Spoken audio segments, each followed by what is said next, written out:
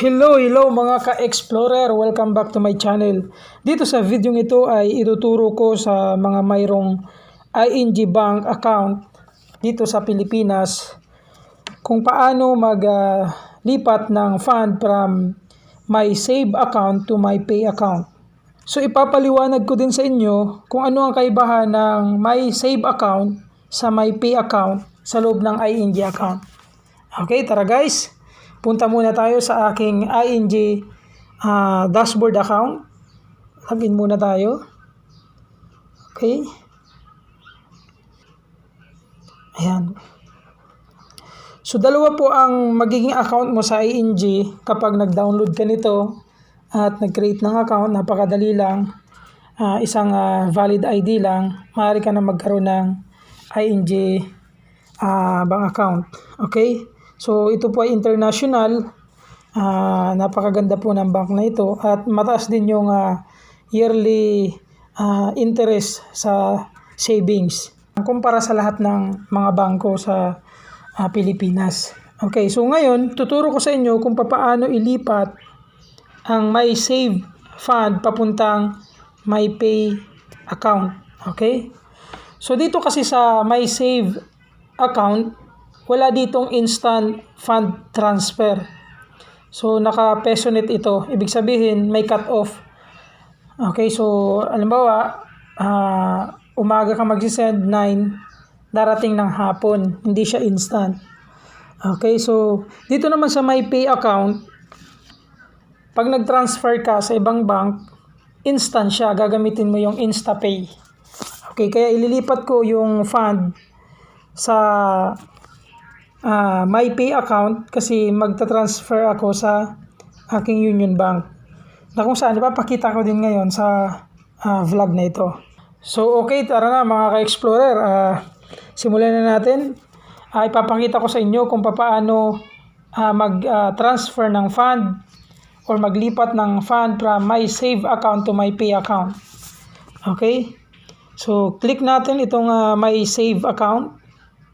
Ayan. Pipindutin natin itong transfer. Ayan. Tapos, next lang natin. Okay. So, pipindutin ko itong my pay. Ito. Kasi dito ko ililipat. Okay, maglilipat ako ng worth 6,000.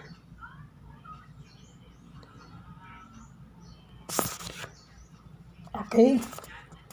Tapos, purpose, fund transfer. Tapos, click transfer. Okay, your transfer is successful. So, ayan, pumasok na yung 6,000 from my save account to my pay account. Ayan. Then, back to dashboard. So, yung 11,154, ang natira na lang ay 5,154. Nalipat ko na po yung aking 6,000 fund sa MyPay. So, pipindutin na natin itong MyPay. Ito sa taas. So, andito na siya, yung 6,000. So, total of 6,350. Okay? Nailipat ko na guys from my save account to my pay account. Dito sa loob mismo ng ING Bank. So ngayon, itatransfer ko na ang balance na ito sa aking Union Bank.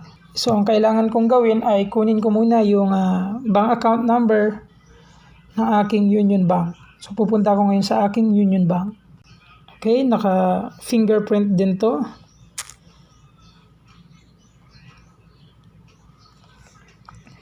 So kukunin ko yung account number ko.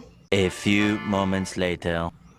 So dahil nakuha ko na yung account number ko sa Union Bank, ang gagawin ko ay ililipat ko na ang worth 6,350 sa aking Union Bank. So pipindutin ko lang itong transfer pay. Ayan, tapos click transfer money. So ayan, transfer your ING save to other ING accounts, free of charge, real-time crediting, no transfer. Tapos dito pa, transfer to other banks, free of charge, real-time, gamit ang InstaPay. Okay, so yan, pindutin natin yung start transfer. Tapos ayan, hindi ko na pala kailangang hanapin yung tawag dito, yung aking Union Bank account number kasi nakasave na pala dito sa aking My Contacts. Okay, pipindutin ko lang ito guys kasi nasa My Contacts ko na pala. Pindutin ko guys. Okay, so ilalagay ko ay 6,300 para may tirang 50 pesos para may balance. Purpose, fund transfer to my Union Bank.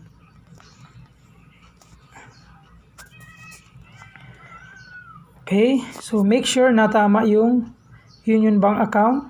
Nagtatapos sa 341. Okay. So, ang balance ko sa Union Bank ay 660.44. So, para live nyong makita na madadagdagan ito pag nag-transfer ako from ING Bank. Okay? So, transfer. So, na-transfer na siya guys. Then, back to dashboard na. Refresh ko lang. So, wala na yung 6,300. Ito na siya.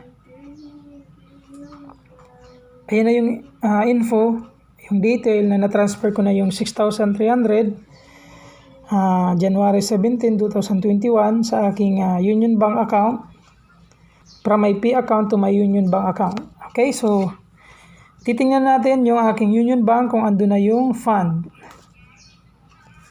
So ang gagawin ko lang sa aking Union Bank ay i-refresh lang natin kung andito na yung fund na sinend ko. Ayan, pumasok na guys. Worth 6,960 na ang total balance. Which is na-transfer ko yung 6,300. Okay, so ganyan lang kadali guys ang pag-transact dito sa ING Bank papunta sa ibang bank account. So yan lang guys, salamat sa panonood. Kung hindi ka pa subscriber sa channel nito, click subscribe and click notification bell para sa mga susunod kong uploads ay ma-notify ka. Maraming salamat and have a good day.